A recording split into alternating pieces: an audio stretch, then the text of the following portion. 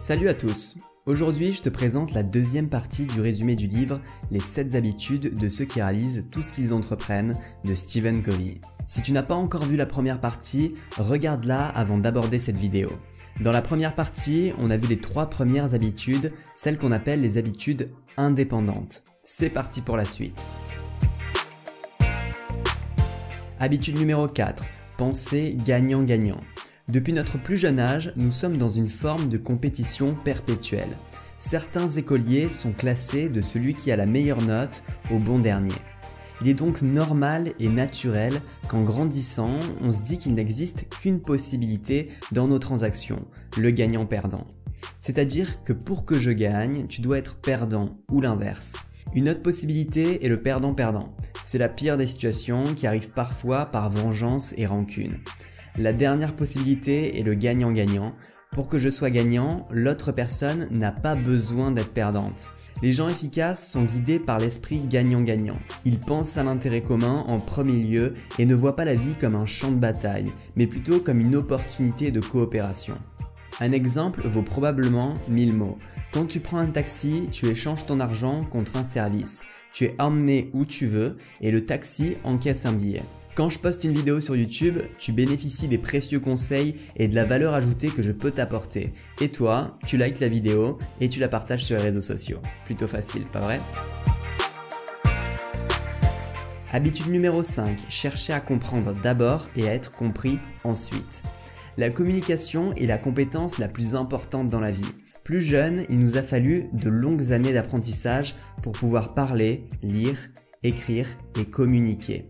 Le problème, c'est que la plupart des gens ne cherchent pas à comprendre l'autre. S'ils écoutent, c'est seulement pour préparer leur réponse, pour se justifier ou pour intimider. On retrouve des défauts de communication au sein des familles.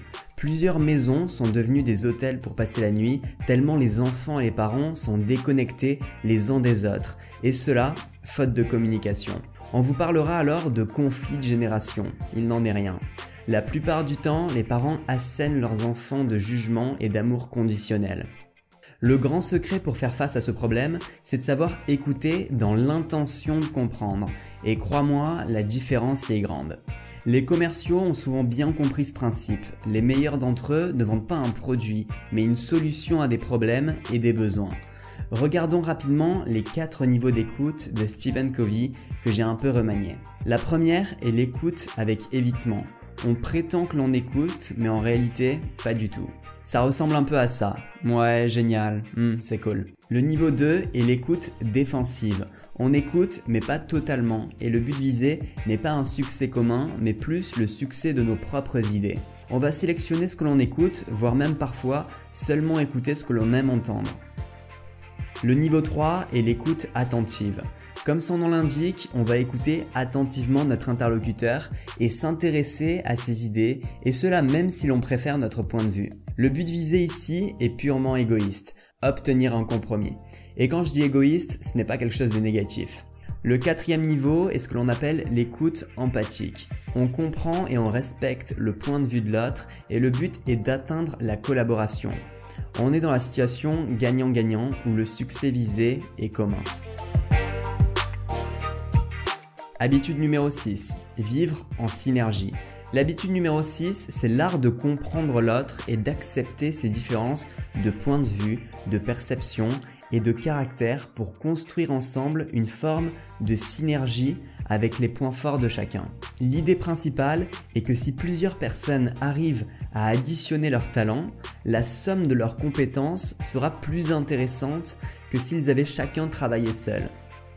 Une phrase que j'aime beaucoup est la suivante: si 2 personnes ont les mêmes idées, alors l'un d'eux n'est pas nécessaire. Habitude numéro 7. Aiguisez votre si.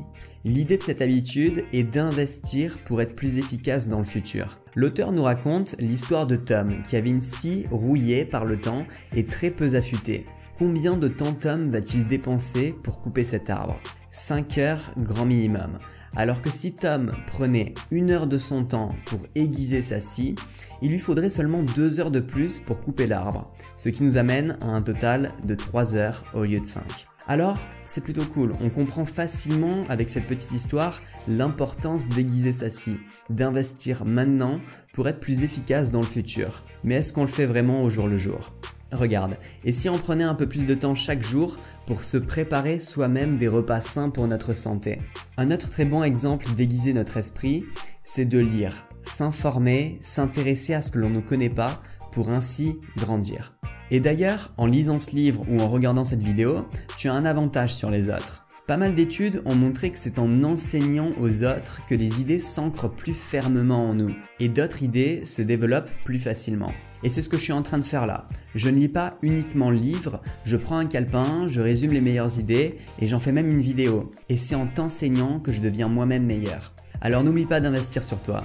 Et si tu veux cueillir des pommes, plante d'abord un pommier.